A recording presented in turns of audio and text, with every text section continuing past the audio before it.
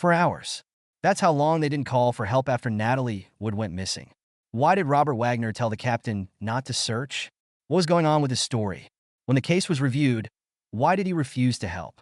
After 42 years of living in the dark, what really happened on the yacht Splendour is finally being shown by new proof.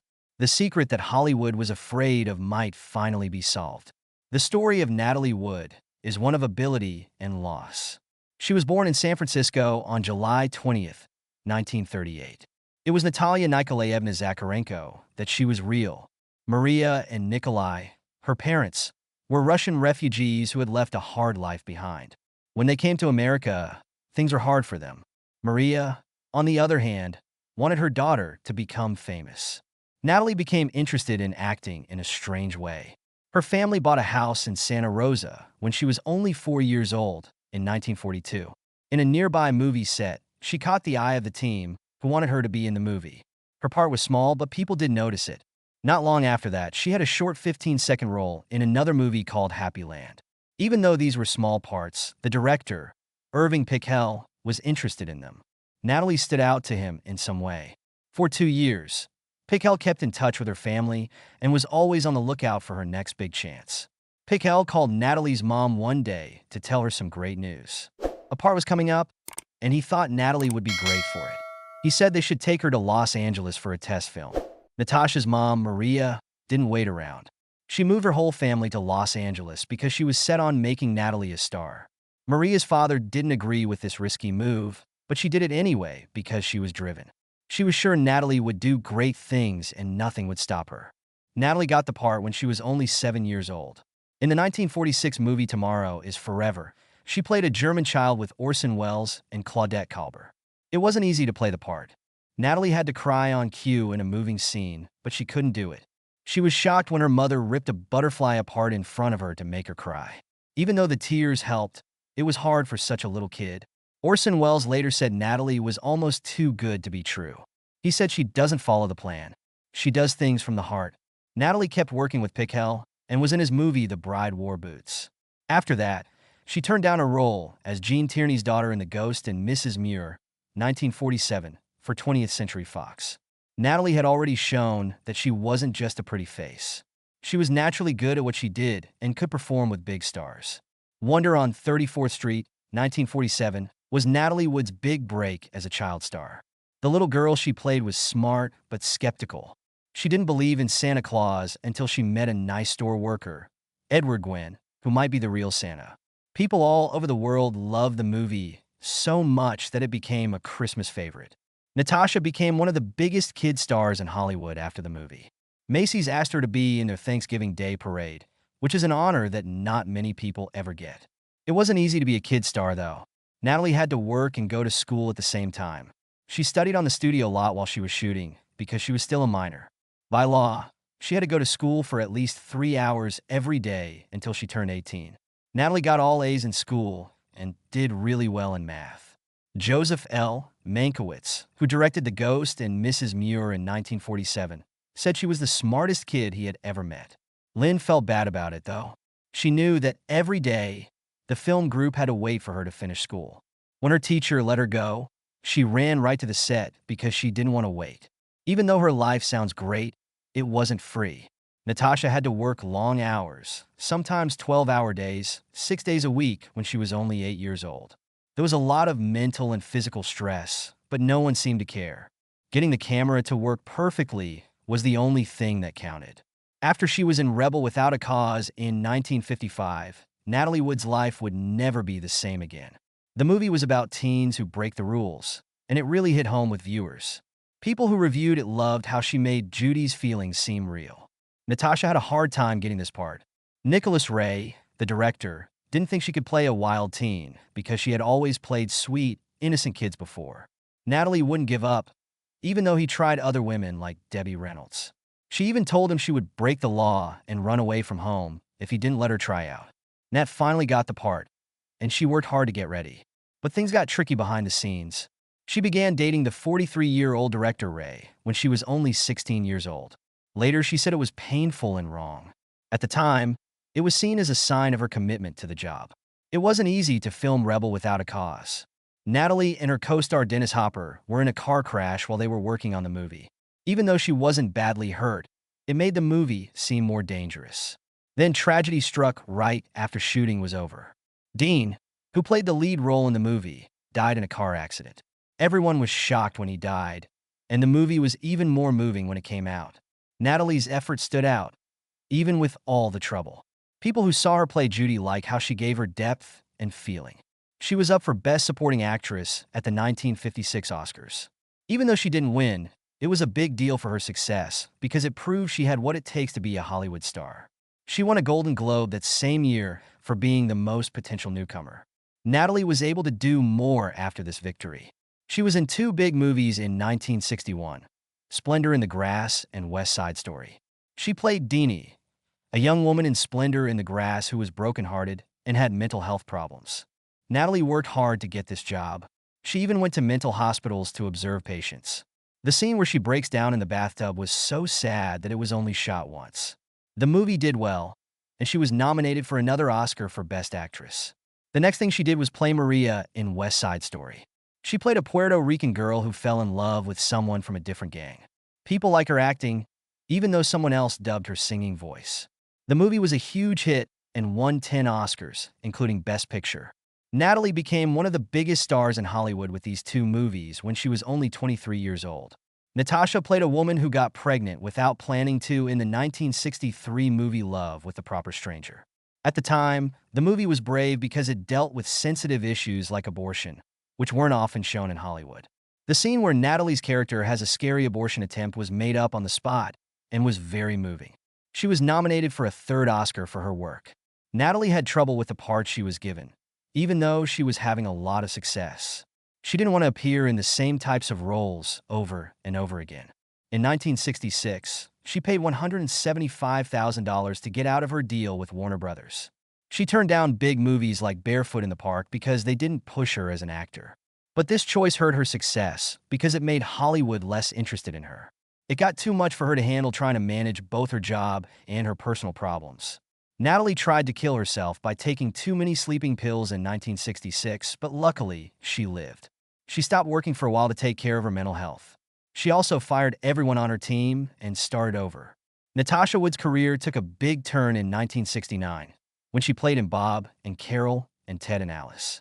After taking a 3-year break from making movies, her return was nothing short of amazing.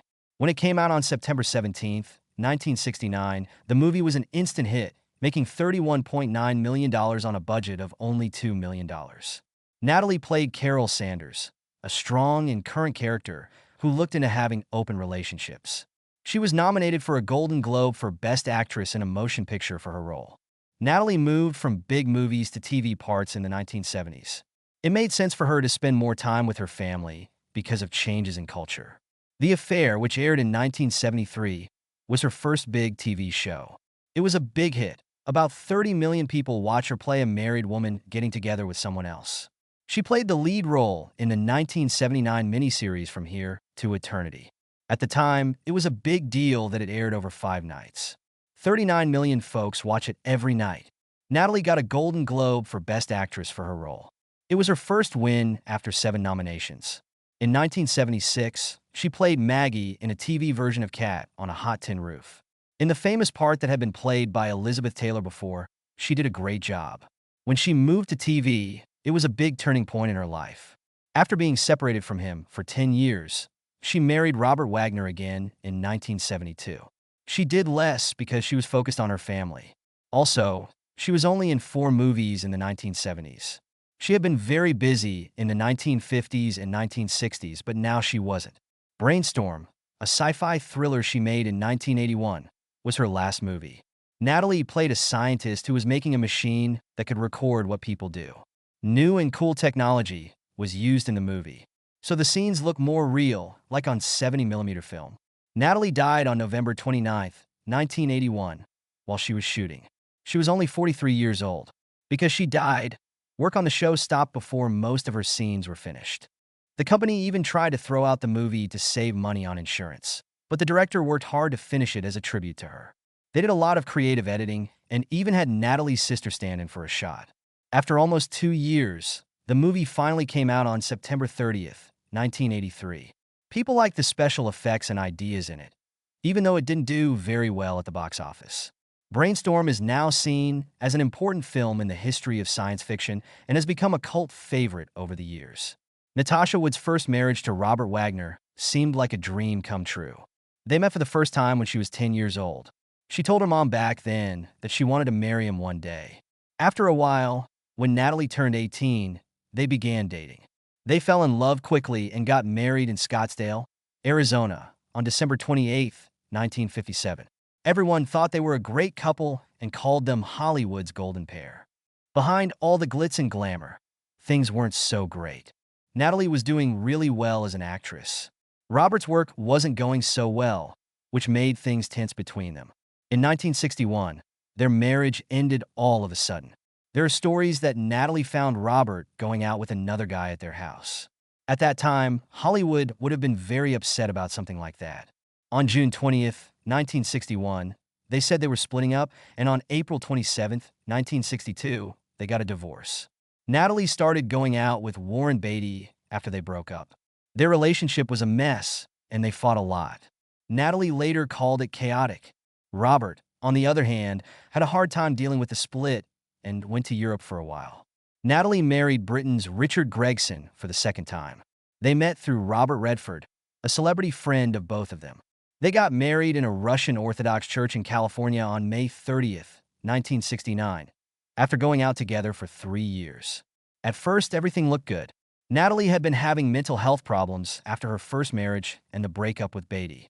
With Richard, she felt more stable. They were very happy when they had a girl, Natasha, in September 1970. Their happiness didn't last, though. Natalie spent so much time on being a mom that Richard felt left out. Because they were so far apart, Richard cheated on Natalie with her maid. Natalie was very angry when she found out. On August 4th, 1971, she kicked him out and asked for a divorce. On April 12th, 1972, they were no longer married. Natalie and Robert Wagner's story didn't end when they split up, though. They got back together after being apart for almost 10 years. At that point, both Robert and Natalie had remarried. Robert to actor Marion Marshall and Natalie to Richard Gregson. But both were single again by the beginning of 1972. When they saw each other again in January, they fell in love again right away. Again, things moved quickly between them, which even Natalie found strange. While friends told her to slow down, she didn't listen. She felt like both she and Robert had grown during their time apart. Robert seemed to have finally turned into the man she had always wanted him to be. In 1972, on July 16th, they got married again. This time, they decided to have their wedding on the Ramblin' Rose, a yacht that was anchored off of Malibu. It was sweet and lovely.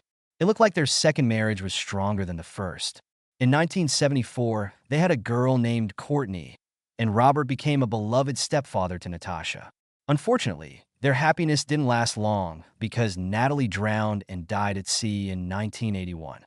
Natalie Wood went to Catalina Island on November 28, 1981, for a trip that was supposed to be relaxing. She got on the boat Splendour with her husband Robert Wagner, her co-star Christopher Walken, and Dennis Davern, the captain of the yacht. That was the only group of 4 that showed up. They had planned to bring more friends. The trip began without any problems.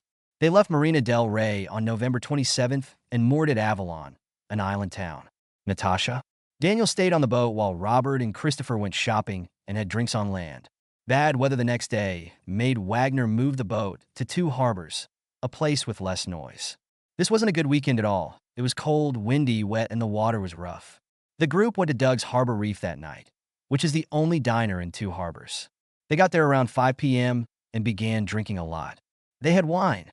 The drinks were so strong that they made everyone very drunk. When they left at 10:30 p.m., the staff at the restaurant could tell they were drunk. They made a lot of noise, and someone even threw a glass at the wall at one point. For their safety, the restaurant manager asked a harbor police officer to make sure they had a smooth trip back to their yacht. To get back to the beauty, the group used a small boat called Valiant. After the fact, a toxicology report found that Natalie's blood alcohol level was 0.14%, which is almost twice the legal limit for driving. How drunk she was became an important part of trying to figure out what happened that night. Wong said that the last time he saw Wood was at 10:45 p.m. when she went to bed. Afterward, Captain Davern told a different story. He said that at about 11:05 p.m., he heard Wood and Wagner arguing loudly on the deck. He could even remember Wagner yelling, "Get off my fucking boat!" After that, there was silence. A woman on a nearby boat named Marilyn Wayne said she heard a woman crying for help almost at the same time. "Help me," the voice said. "Please help me. I'm going under." A few times over the course of 15 minutes. Davern's story and Wayne's story about the cries are very similar, which brings up a lot of problems. Things stopped moving, and Davern went to check on it. He found Wagner by himself on the deck. He looked nervous, sweaty, and messy. Wagner told him at that point that Natalie was missing. Since then, Wagner's strange behavior at this time has been a big source of suspicion. Natalie was very afraid of dark water, which made it even stranger when she stopped being seen. She had said out loud, "I'm scared of dark water." Many people don't understand why she would want to leave the boat at night. It took hours longer than planned to look for Natalie. Davern said they found out she wasn't there around 11:05 p.m. But no one asked for help until 1:30 a.m. It wasn't until 3:30 a.m. that the Coast Guard was called. It's been more than 4 hours since she was last seen. Roger Smith, the captain of the rescue boat that found her body, said that he didn't even find out about her absence until 5:11 a.m., which is almost 6 hours later. Smith said afterward, "She probably cried out for hours. I always thought she might have been able to be saved." The case has been plagued by these delays. Even stranger, Davern said Wagner wouldn't let him use the yacht's floodlights to look for her. Wagner is said to have said, "We don't want to tell all of these people." Many people have said bad things about this choice over the years. She was found face down in the water about a mile from the boat the next morning at 8 a.m. She had on blue wool socks, a nightgown, and a red jacket. This outfit didn't look right on someone who was getting ready to leave the boat. Prince Valiant, the yacht's skiff, washed up on rocks nearby. It looked like Natalie might have held onto the boat before she drowned, but no one knows for sure. Roger Smith, who found her body, said that when she was pulled out of the water, her fingers were still flexible. This made it seem like she hadn't been dead for long and could have lived for hours in the water. She had cuts and bruises on her arms and legs, and her cheek was scraped. Many people thought she had fought someone before she fell into the water because of a scar on her arm that looked like a defense wound. She also had 0.14% alcohol in her blood and small amounts of drugs and motion sickness pills.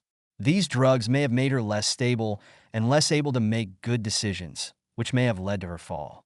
The next day, after her body was found, Dr. Thomas Noguchi, the doctor, said she drowned by accident. He said it was likely that she fell while trying to get into the boat and had a hard time getting back in. It was possible because of the scratch marks on the boat, but people still didn't understand why she would leave the yacht in the middle of the night. Noguchi later admitted that he didn't get important proof, like nail scrapings, that would have shown if there was a fight. She was buried on December 3rd, 1981, but the mystery didn't stop there. The Los Angeles County Sheriff's Department said on November 18, 2011, that they were going to look into Natalie Wood's death again. Before the case was reopened, Dennis Davern, the captain of the boat Splendour, admitted that he hadn't been telling the truth in 1981. He said he lied during the first probe in a book he wrote in 2009 and in interviews. He said that that night he had heard Natalie and her husband, Robert Wagner, having a terrible fight. It wasn't a small fight. It sounded very serious and tense to him. The cops didn't think this was funny. Colonel John Carina, who was in charge of the case, said that they had tips from a number of reliable sources. Plus, technology used in forensics had grown a lot since 1981, giving detectives hope that they can find new hints. They began talking to the people who were on the boat again, Wagner, Walken, and Davern, to find out what was going on. As the probe went on, more witnesses came forward with scary tales. Detectives had talked to more than 100 people by February 2018. John Payne and his girlfriend Marilyn Wayne were there. That night, they were on a boat near the Splendour. They said they heard a woman yelling, "Help me! Please help me!" Around midnight, the cries came from the direction of the Beauty. A man's voice that sounded drunk replied, "Okay, honey, we'll get you." Another person who lived next door to Natalie and Wagner when they were 12 years old said something scary. He remembered a night when Natalie scaredly came to his house and told him Wagner was after her. She even spent the night at his house. What if this memory was real? It would show that Natalie and Wagner had problems in the past that no one had talked about. There was a big event in August 2012. The death record for Natalie Wood was changed. Accidental drowning was recorded as her cause of death for many years, but now it has been changed to drowning and other unknown factors. This change wasn't made by chance. It came after months of investigations and showed that more and more people thought her death wasn't just an accident. Robert Wagner has told many different versions of the story of what happened the night Natalie Wood died. These changes have made people wonder if he had anything to do with it. Wagner first said that Wood went to sleep around 10:45 p.m. on November 28, 1981. His story didn't stay the same for long, though. He said he didn't notice she was missing until he went to find her later, and things stopped making sense. Wagner wrote a book in 2008 called Pieces of My Heart. He finally admitted that he and Wood had fought that night. They were drunk, and he got into a big fight with Christopher Walken over Wood's job, he said. Wagner himself said, "I lost my temper. I picked up a wine bottle, slammed it on the table, and broke it into pieces." This was not at all like the first story he told about the night. It made people wonder how bad the fight really was. Wagner's story changed again when the case was looked into again in 2011. He told Wood that their fight was much worse this time than the last time. He told the police that Wood threw herself off the boat in a rage, which was the exact opposite of what he said before, that she had gone to bed quietly. This new story was more like what the yacht's captain, Dennis Davern, had been saying for years. One of the most troubling things about Wagner is that he didn't help with the investigation when it was brought back to light. Lieutenant John Carina of the Los Angeles County Sheriff's Department said in 2018, "I haven't seen him tell the details that match all the other witnesses. He tells a story that doesn't make sense." Because of this, Wagner was officially named a person of interest in the death of Natalie Wood on February 1, 2018, which is almost 37 years after the fact. Another issue with Wagner's story is that it doesn't always follow the right order of events. One story has it that he said he looked for Wood for 15 minutes before calling for help. In another, he said they didn't call the police for hours. These inconsistencies have made things even more mysterious and have made people doubt Wagner even more. The night in question, Christopher Walken was on the boat. He has been pretty quiet about what took place. In an interview with Playboy in 2012, he did say what he thought. Walken said, "She is the only one who knows what happened that night because she was by herself. Her room was in the back and she went to bed before us. She may have gone outside to move the kayak that was bumping against the side of the boat. A ski ramp was in the water in some places. It was slippery. I had walked on it. She told me she couldn't swim. In fact, they had to cut a scene where they were swimming from ideas. It's likely that she was half asleep and wearing a coat." Walken's statement gave us some information, but he wouldn't go into more depth about what happened that night. Since Wagner kept telling different stories, wouldn't cooperate, and wouldn't answer any questions, Natalie Wood's death has been a secret for decades. A lot of people are still curious about what happened that night. In 2021, Lana Wood, Natalie Wood's sister, wrote a book that revealed a scary truth. She said that Kirk Douglas hurt Natalie when she was 16 years old, in 1955, at a Hollywood hotel. Douglas was a big star at the time, so their mom set up a meeting between them so that Douglas could help Natalie's playing career. That night, though, something went very wrong. Nat was very angry when she got back to the car. Her clothes were a mess, and she was hush-hush with their mom. There was bad news for Lana, who was only a little girl at the time, but didn't know what it meant. Natalie told Lana the truth many years after the fact. "He hurt me, Lana," she said, and those words showed how much pain she was in. This story shows us that even wealthy and well-known people can hide painful memories from their past. It also shows that Hollywood wasn't always what it seemed like it was, especially for young stars beginning to work their way up.